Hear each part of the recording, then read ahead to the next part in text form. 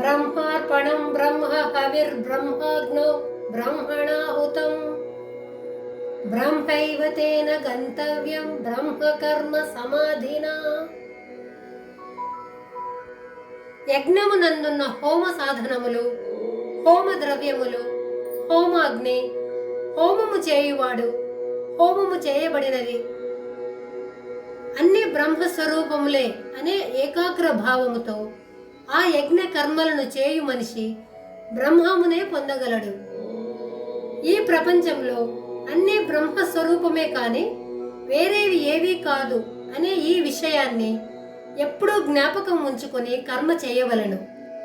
అంటే చిత్తంలో బ్రహ్మ భావన, దైవ భావనతోనే కర్మను చేయవలను.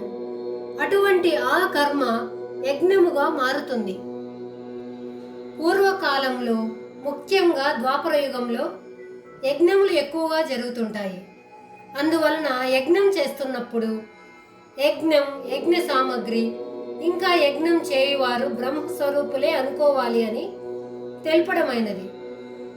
అలా అనుకున్నప్పుడే మనస్సంతా దైవభావనతో నిండి యజ్ఞము సరిగ్గా చేయగలరని అర్థమవుతుంది.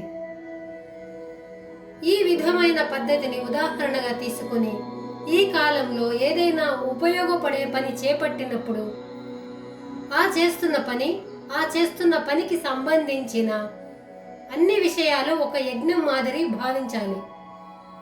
అందువల్ల చేస్తున్న పని పట్ల ఎంతో శ్రద్ధ కలిగి చేస్తున్న పనిని సరైన పద్ధతిలో చేయగలరు.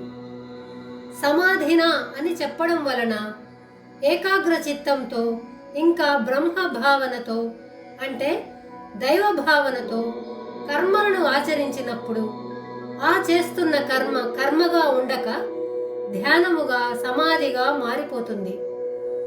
ఈ విధంగా అంతా బ్రహ్మమే అని తెలుసుకొని అటువంటి బ్రహ్మ భావనతో కర్మను చేయువాడు బ్రహ్మమునే పొందగలడని స్పష్టంగా తెలుస్తుంది.